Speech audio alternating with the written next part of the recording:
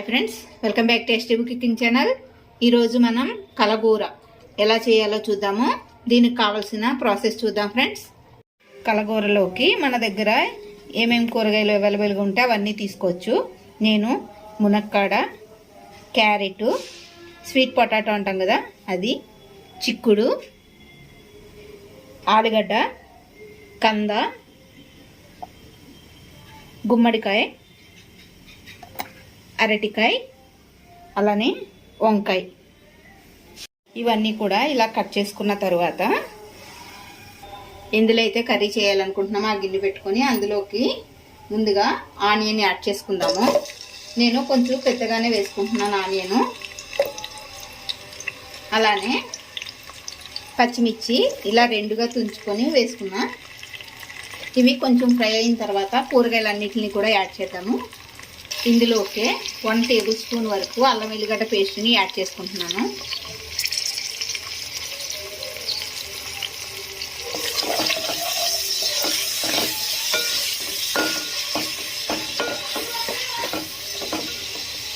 ఇలా అల్లం వెల్లిగడ్డ పచ్చివాసన పోయిన తర్వాత మనం కట్ చేసుకున్న కూరగాయలన్నీ కూడా యాడ్ చేసుకుందాము.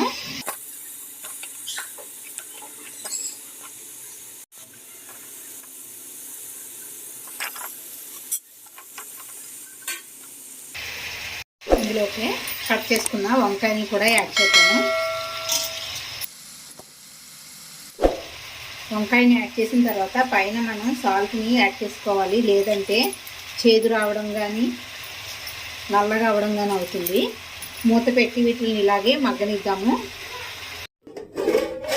ఇవి ఇలా కొంచెం మగ్గిన తర్వాత ఇందులోకి ధనియాల పొడి, రెడ్ చిల్లీ పౌడర్ వేసుకొని మంచిగా మొత్తం అన్నిటిని కూడా ఒకసారి కలుపుకొని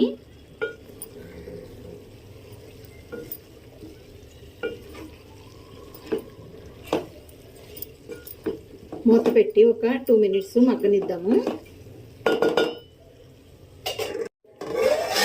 ఇది ఇలా కొంచెం మగ్గిన తర్వాత ఇందులోకి సరిపడినన్ని వాటర్ని యాడ్ చేసుకొని ఆయిల్ సెపరేట్ అయ్యేంత వరకు ఉడకనిచ్చి స్టవ్ ఆఫ్ చేసుకోవచ్చు.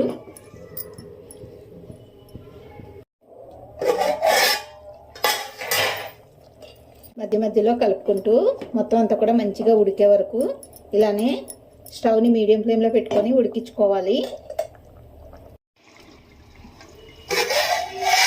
ఇలా కూర దగ్గర పడిన తర్వాత ఇందులోకి కొంచెం గరం మసాలాని యాడ్ చేసుకొని కొత్తిమీర తురుమును కూడా యాడ్ చేసుకున్న తర్వాత మొత్తం మంచిగా కలుపుకొని ఒక 2 మినిట్స్ ఉంచి ముక్క అనేది అన్నీ కూడా ఉడికినాయో లేదో ఒకసారి చెక్ చేసుకుని ఒకసారి ఇందులో వేసిన కర్రీలోని మునక్కాడ అవి ఉడికినాయో లేదో చెక్ చేసుకొని స్టవ్ ఆఫ్ చేసుకోవచ్చు. అంతేనండి, కలగూర కర్రీ అనేది రెడీ అయిపోయింది. ఈ సంక్రాంతి టైంలో అది మనకి బాగా ఎక్కువగా ఈ కలగూరని చేస్తూ ఉంటారు. రెసిపీ మీకు కూడా నచ్చినట్లయితే లైక్ చేయండి ఫ్రెండ్స్, అలానే షేర్ చేయండి. ఇంకా ఎవరైనా మన ఛానల్ని సబ్స్క్రైబ్ చేసుకోకపోతే చేసుకోండి ఫ్రెండ్స్. Thank you.